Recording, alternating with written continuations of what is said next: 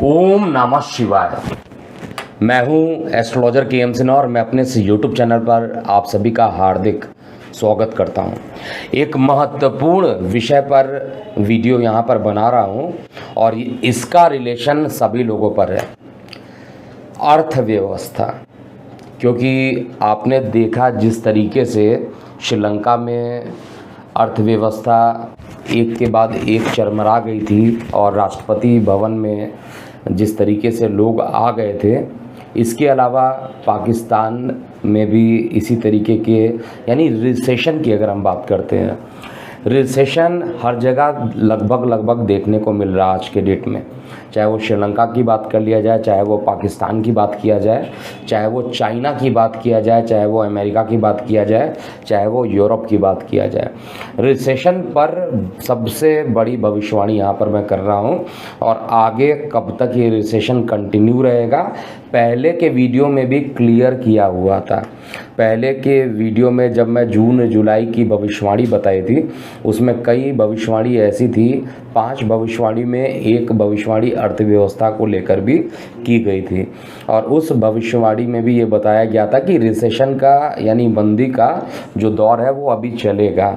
इसको कभी भी शेयर मार्केट से आप मैनिपुलेट मत कीजिएगा कि शेयर मार्केट अच्छे उछाल पर चल रहा है तो अर्थव्यवस्था अच्छी होगी। शेयर मार्केट की चाल और अर्थव्यवस्था दोनों ही अलग होती है। हालांकि लॉन्ग टर्म में देखिए तो दोनों एक दूसरे को रिफ्लेक्ट करते हैं। रिसेशन कब माना जाता है? सबसे पहला प्रश्न है कि रिसेशन अगर हो रहा है तो उसको कब आप मानिएगा कि रिसेशन हो रहा है? उस समय देश की जो जीडीपी ग्रोथ होती है वो नेगेटिव में चली जाती है। किसी भी देश की अगर जीडीपी ग्रोथ नेगेटिव में चली जाए, एम्प्लॉयमेंट रेट अगर बहुत ज़्यादा हाई, अनएम्प्लॉयमेंट रेट अगर बहुत ज़्यादा हाई हो जाए तो उस कंडीशन में रिसेशन आता ही आता है।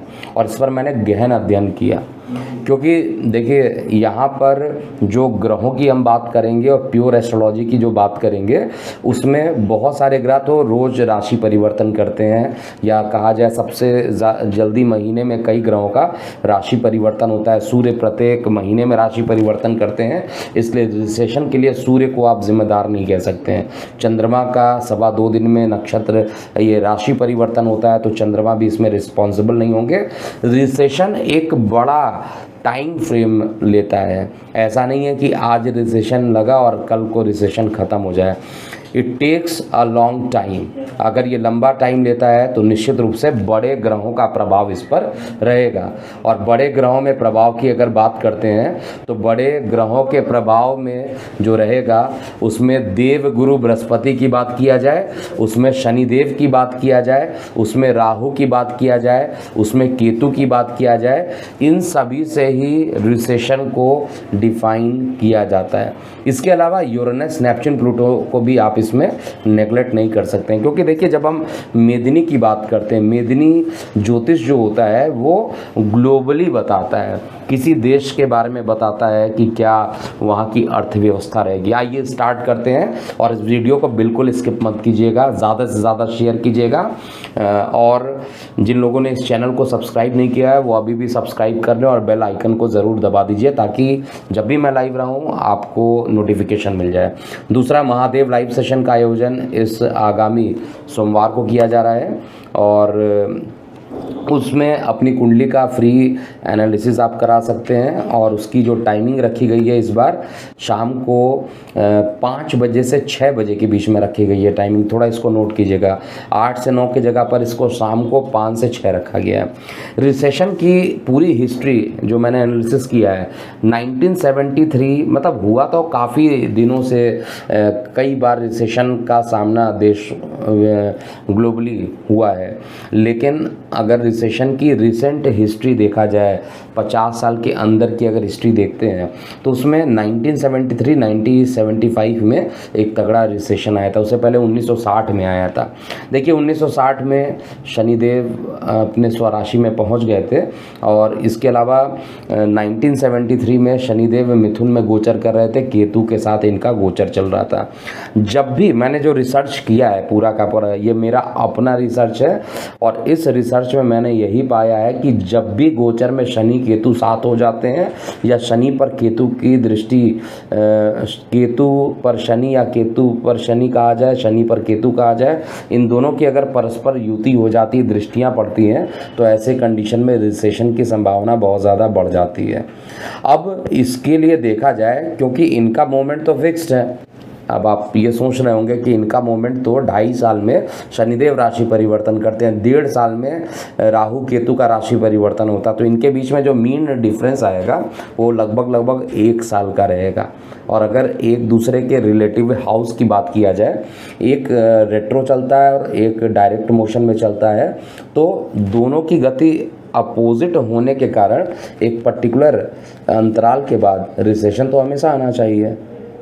अगर दोनों का स्पीड का जो ड्यूरेशन है फिक्स्ड है, शनि 2.5 साल एक राशि में लेते हैं, केतु 1.5 साल लेते हैं, तो फिर ये तो फिक्स्ड रहना चाहिए कि एक पर्टिकुलर टाइम के बाद रिसेशन आना ही चाहिए।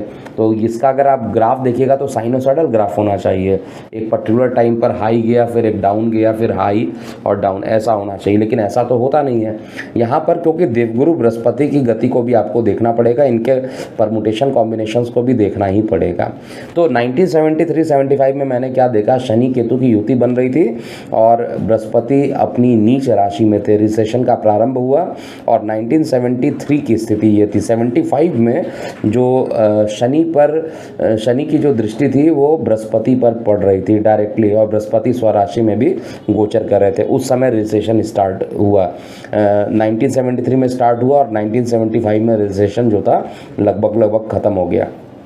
1980 से 82 की जो मैंने गणना की है, जो अगला रिसेशन आया था उसमें शनि, बृहस्पति, राहु ये तीनों ही साथ में थे और केतु पर शनि की 7वीं दृष्टि पड़ रही थी, यानी शनि केतु का पुनः एक बार युति बनी और ये युति बनने के कारण निश्चित रूप से यहाँ पे एक रिसेशन का टाइम आया और ये रिसेशन का टाइम आया और ये 82 की अगर बात करते हैं तो ये इनमें डिस्टेंसेस ज़्यादा स्टार्ट हो गए थे, इसलिए रिसेशन आते आते वहाँ पर ख़त्म हुआ।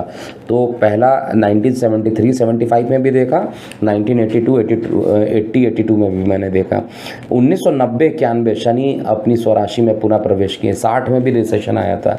लेकिन जो हिस्ट्री है, लोगों को अगर देखा जाए आज की जनरेशन को, 2008 से 9 के बीच में जो शेयर मार्केट में शार्प फॉल आया था उसको लोग याद कर रहे होंगे, लेकिन इससे पहले भी काफ़ी रिसेशन आया हुआ है और रिसेशन आने के लिए जीडीपी निगेटिव हो जाता है और साथ में अनएम्प्लॉयमेंट रेट बहुत हाई हो जाता है और यही कंडीशन जो देखा जाए लगातार जीडीपी कम होते जा रहे हैं, तो हम रिसेशन के इक्विवेलेंट इसको मान सकते हैं। और कई कंट्री में तो इतनी बुरी हालत है कि उनके पास जो कर्ज इतने ऊपर चढ़े हुए हैं उसका इंटरेस्ट देने में उनकी हालत ख़राब हो रही है और इस कारण से श्रीलंका में, पाकिस्तान में इस तरीके की घटनाओं को आप देख रहे होंगे, बांग्लादेश में भी ऐसी ही चीज़ें हो रही हैं। इस पर अभी मैं प्रेडिक्शन दूंगा लास्ट में, लेकिन 1990-91 की का चार्ट अगर आप देखिएगा तो उस समय राहु जो थे वो शनि के साथ थे और जो केतु था वो बृहस्पति के साथ थे और ये चारों ही मिलकर जो एक दूसरे से 180 डिग्री का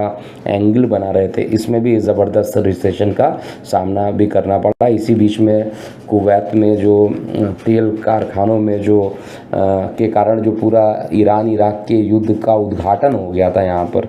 इसके अलावा 2008 और 9 की बात किया जाए, तगड़ा रिसेशन था। शनि सिंह राशि में थे, केतु के साथ थे, शनि केतु फिर साथ आ गए। इसका मतलब है गोचर में जब भी शनि और केतु साथ में आ जाते हैं या एक दूसरे को देखते हैं, अगर शनि नहीं आएगा तो राहु आएगा, क्योंकि राहु और केतु हमेशा एक दूसरे से 180 डिग्री पर होते हैं।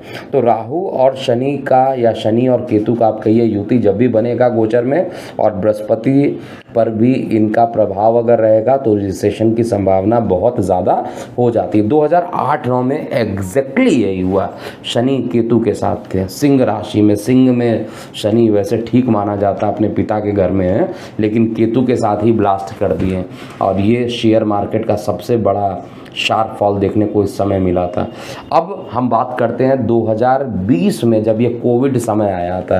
देखिए कोविड आने के बाद आपने देखा होगा कि जीडीपी जो ग्रोथ थी, क्योंकि सब कुछ लॉकडाउन में था तो निश्चित रूप से चीज़ें क्या थी, रिसेशन की ओर अग्रसर हो रही थी। और WHO ने भी बार बार बोला था कि भाई इतनी तगड़ी महामारी है, अगर इससे बच नहीं पाएंगे तो फिर भुखमरी की कगार पर भी सब लोग आ सकते हैं और काफ़ी परेशानी का सामना करना पड़ सकता है। और कैसे मुश्किल घड़ी से सभी लोग निकल पाए हैं कोविड से, ये अलग बात है कि अभी दूसरे मतलब मंकी पॉक्स टाइप के जो इस समय WHO ने चेतावनी दिया है, उस पर भी सतर्क रहने के लिए सभी लोगों को ज़रूरी पड़ता है। तो 2020 की अगर घटना देखिए तो उसमें भी शनि बृहस्पति केतु साथ में थे, शनि बृहस्पति केतु साथ में थे, और राहु भी जो थे वो कर्क से जस्ट चेंज कर रहे थे राशि। तो ऐसे कंडीशन में पूरा रिसेशन की स्टार्टिंग हो गई थी। अब इसका जो असर है अभी ये लॉन्ग टाइम तक देखने को मिलेगा। यहाँ पर जो मैंने गणना की है आगे क्या होगा, देखिए ये जो रिसेशन है इसका स्टार्ट भले ही एशिया में हुआ हो, लेकिन बहुत जल्दी आपको यूरोप में भी सुनने को देखने को मिलेगा। यूरोप के बहुत सारे कंट्री हैं, क्योंकि जब हम कैलकुलेशन करते हैं उसमें कंट्री का नाम एग्जैक्टली आप नहीं निकाल सकते कभी भी। हाँ, मेदिनी के हिसाब से देखा जाए तो मिडिल यूरोप या वेस्ट यूरोप में इसका प्रभाव कुछ ज़्यादा ही देखने को मिलेगा, ये कन्फर्म है। भारत के रिस्पेक्ट में अगर देखा जाए तो वेस्ट यूरोप का जो पोर्शन होगा, मिडिल ईस्ट यूरोप की बात किया जाए तो वहाँ पर ज़्यादा रिसेशन आने की संभावना ज़्यादा दिख रही है।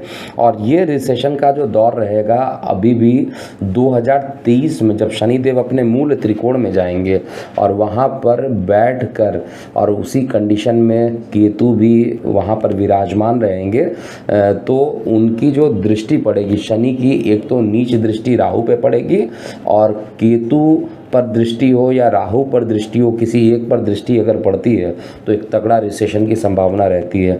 और ये अभी भी गोचर में चल ही रहा है, ऐसा नहीं कहा जाए कि नहीं चल रहा है। अभी कुछ दिन पहले देखा जाए तो एकदम से युद्ध की संभावना तेज़ी से बढ़ी थी, और ये युद्ध भी जो चल रही है ये भी इसके कारण कच्चे तेल या हर चीज़ों में उबाल आ गया था। तो ये पूरा कॉन्क्लूज़न यही निकल रहा है, 2023 का जो साल आने वाला है वो अर्थव्यवस्था के लिए बहुत खतरनाक साल होने वाला है।